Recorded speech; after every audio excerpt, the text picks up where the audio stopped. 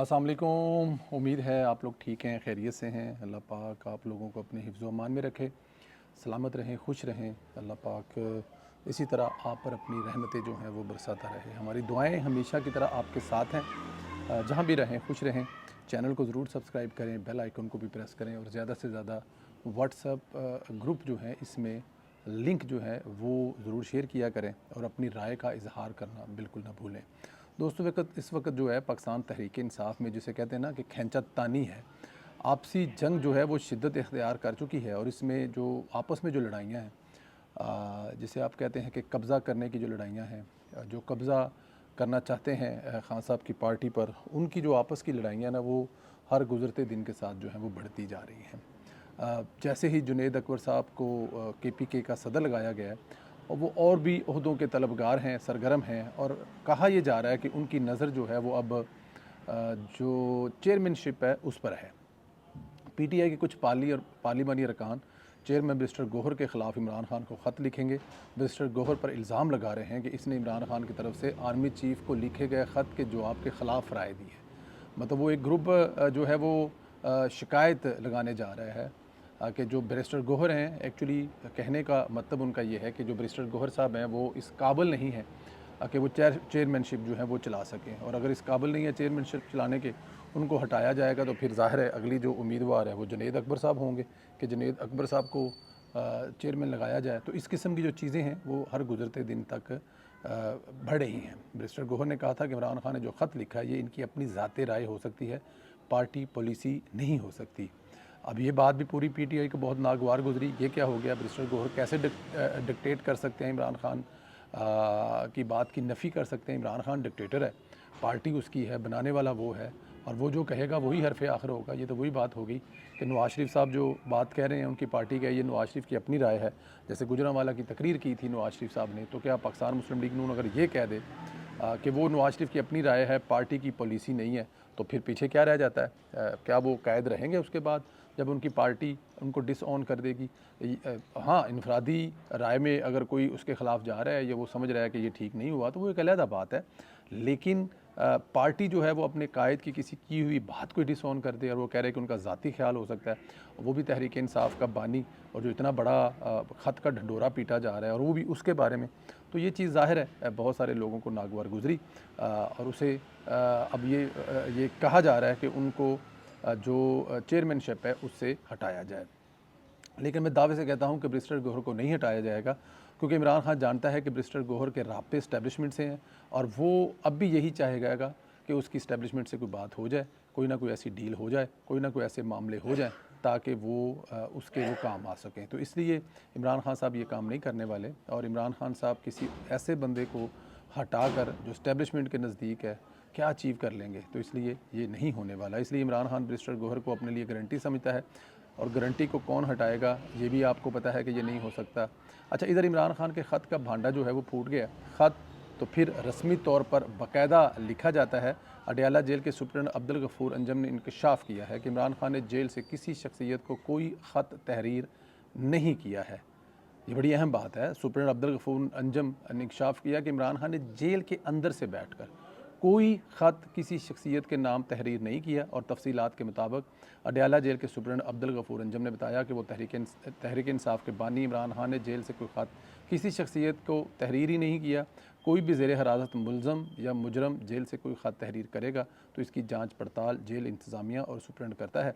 इस तरह शख्स मज़कूर ने फ़ौज के सरबराह या मुल्क के ख़िलाफ़ चीज़ असद को जेल से कोई ख़त अरसाल नहीं किया। वो कह रहे हैं जी कि जिस तरह दुनिया भर के कोई रूल एंड रेगुलेशन होते हैं, जेल के भी अपने एक कानून और कायदे हैं। यहाँ पे जेल में अगर कोई शख्स कैद है या वो कैदी है तो वो कोई ऐसी ख़त या कोई ऐसी तहरीर नहीं लिख सकता, और अगर उसने लिखनी है तो वो ज़ाहिर है नॉलेज में लाएगा इंतज़ामिया के कि ये मैं ख़त लिख रहा हूँ और ये मैं फ़लाँ जगह पे पहुँचाना चाहता हूँ, इसके अलावा कोई नहीं हो सकता। हाँ, अगर कोई छुप छुपा कर, लेकिन जिस किस्म की वहाँ पर सख्ती है वहाँ पर छुप छुपा कर ऐसा भी काम कोई नहीं किया जा सकता हमारी इन्फॉर्मेशन के मुताबिक।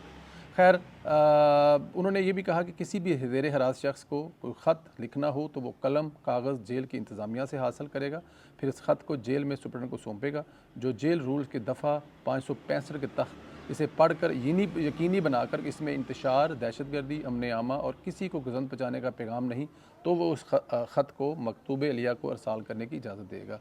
मतलब किसी ने लव लेटर भी लिखना है तो बड़े इसे कहते हैं ना, मुख्तात अंदाज से लिखना है। अपने किसी मिलने वाले को, अपने किसी महबूब को, अपने किसी उसको लिखना भी है ना, तो बड़े मुख्तात अंदाज में लिखना है। ऐसे मुँह चुके ख़त नहीं लिख देना, क्योंकि जेलर जो है वो पहले पढ़ेगा कि तुसी मतलब अगर ਉਹਦੇ 'ਚ भोले वाली गल्लां लिखनियां ने तो फिर तुसी वो ख़त ना ही लिखो तो बेहतर है।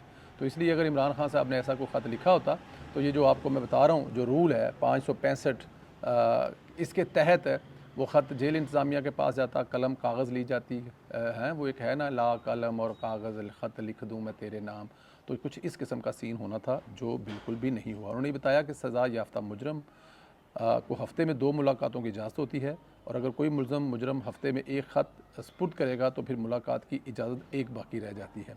इमरान खान को हफ़्ते में 3 मुलाकातें करा दी जाती हैं। इस तरह अगर जेल के बाहर से कोई मुजरम के लिए ख़त आता है तो इसकी जाँच पड़ताल और इसमें दिए गए पैगाम को सेंसर करना भी सुप्रीम जेल की ज़िम्मेदारियों में शामिल है। साबित होता है कि इमरान खान ने ख़त का ड्रामा सिर्फ सियासी बयानियाँ बनाने के लिए किया, सोशल मीडिया पर आर्मी चीफ को टारगेट करने के लिए किया गया, और ख़त सोशल मीडिया पर डालते ही उन्होंने मुहिम शुरू की और फ़ौज पर कीचड़ उछालना शुरू किया, और जिसमें फ़ौज को बुरा भला कहा। कुछ उनकी तरफ से कहा गया और कुछ जो उनके हमायती हैं, जो उनके सोशल मीडिया एक्टिविस्ट हैं, उनकी तरफ से कहा गया। डेफिनेट एक जिसे कहते हैं कि आप ये एक कोई अच्छा इक़दाम तो ना है इमरान खान साहब की तरफ से, लेकिन अब ज़ाहिर है उनको ये लत पड़ चुकी हुई है कि फ़ौज पर तनकीद करने से पॉपुलर ज़्यादा होता है और लोग पसंद करते हैं फ़ौज पर तनकीदगार।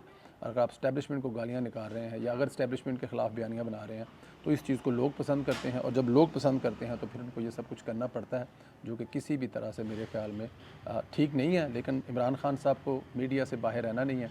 डिजिटल मीडिया और social media, mainstream media, international media, हर जगह पे उनको रहना है, तो उसके लिए वो अच्छा करें या बुरा करें, उनको उसमें अपना नाम चाहिए, जिसमें वो काफ़ी हद तक कामयाब हो जाते हैं।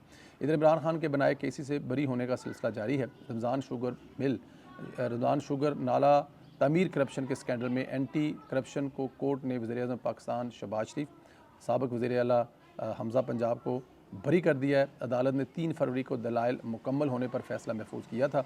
शहबाज शरीफ और हमज़ा शहबाज ने 2015 में चिन्नौट में रमज़ान शुगर मिल के लिए नाला तामीर करवाया और नैब का इल्ज़ाम लगाया गया था गंदे नाले की तमीर से मुल्की ख़जाने को 21 करोड़ 30 लाख रुपए का नुकसान हुआ। एहतसाब अदालत लाहौर ने शहबाज शरीफ और हमज़ा शहबाज पर 9 अप्रैल 2019 को फ़र्द जुर्म आयद की। नए सबूतों के बाद और ज़िमनी रेफरेंस दायर होने के बाद 6 अगस्त 2020 को फिर से फ़र्द जुर्म आयद की गई। 14 फरवरी 2019 को लाहौर हाई कोर्ट के 2 रुकनी बेंच ने शहबाज शरीफ की ज़मानत मंजूर की थी। 6 फरवरी 2020 को लाहौर हाई कोर्ट के 2 रुकनी बेंच ने हमज़ा शहबाज की ज़मानत मंजूर की। 17 अक्टूबर 2024 को एहतसाब अदालत ने लाहौर ने Ramzan sugar mill reference anti corruption अदालत को मुंतकिल कर दिया। आप अंदाज़ा करें कि इमरान खान ने नाले तक, यार ये तो कुछ भी नहीं है। अल्लाह करे कि ये कभी जो शरीफ बरादरान है ना, इनके जिन फैमिली के लोगों से मुलाकात होती है, बहुत सारे लोगों से मुलाकात होती है, आज भी एक मुलाकात हुई है, वो जो जुल्म और ज़्यादती बताते हैं ना जो उनके साथ हुआ है, आप सोच भी नहीं सकते। आप ये अब ना बताना उनकी जो पॉलिसी है वो एक अलहदा बात है। अब मुझे नहीं पता कि जो उनकी पॉलिसी है वो क्या है, कैसी है, क्यों नहीं बताना चाहते। मेरे ख़्याल में वही पुराने ज़माने वाली जो सोच है, तो चलो जी दफ़ा करो, छड्डो परा। बिलीव करें कि मैं कुछ ऐसे लोगों की कि कुछ लोगों पर ऐसे जो जुल्म हुए हैं उनका गवाह हूँ कि अगर वो आप सुन लें तो परेशान हो जाएं कि ये सब कुछ भी होता है, ऐसे भी होता है क्या, ये सब कुछ मतलब आप मान सकते हैं ये बात को कि अनबिलीवेबल बात है कि मतलब कि इतना जुल्म और ज़्यादती जो है वो हुई है और हुई है। मैं आपको बताऊं, सिर्फ़ इस वजह से अरबों का नुकसान हुआ है शरीफ बरादरान की, बहुत सारी फैमिली के लोगों का, जो सिर्फ़ इस वजह से कि वो शरीफ फैमिली से तल्लक़ रखते हैं। नाम मैं नहीं बता सकता, इजाज़त नहीं है, लेकिन लाइनें लगी हुई हैं, कोई लेना देना नहीं है, सिर्फ़ वो नवाज़ शरीफ से और उनके साथ किसी तरह से नवाज़ शरीफ ख़ानदान के साथ लिंक है। ये जो करप्शन की कहानियाँ इमरान खान सुनाते रहे हैं और इस्टेब्लिशमेंट हमें माजी में बनाकर दिखाती रही है ना, मतलब बस क्या बताएं आपको, ये कहानियाँ सारी वही थी। एक रिजेक्टेड ट्वीट आपको याद होगा, जो रिजेक्टेड करी गई थी ट्वीट, और उसको रिजेक्ट करवाने के लिए जिस बंदे ने किया था वो बंदे के साथ क्या हुआ वो सोच भी नहीं सकते आप। बेशक वो दोबारा आज फिर हुकूमत में तगड़े ओहदे पर है, लेकिन कुछ वक्त गुजारा, उसकी फैमिली ने गुजारा, बच्चों ने गुजारा, वो कौन कौन वापस कर सकता है। बट एनी हाउ, ये जो सियासी केस हैं इन पर आपकी क्या राय है, और जो इमरान खान साहब के दौर में बने और ये जो अभी चल रहे हैं, और इमरान खान की पार्टी पर कब्ज़ा कौन चाहता है, जुनैद अकबर करना चाहता है या अब क्या सीन है? बहुत सारी दूसरी चीज़ें हैं, इन पर भी अपनी राय का इज़हार करें। अपना ख्याल रखें। इंशाल्लाह अगली नशिस्त में फिर आपसे बात होगी। बहुत शुक्रिया। खुदा हाफिज़।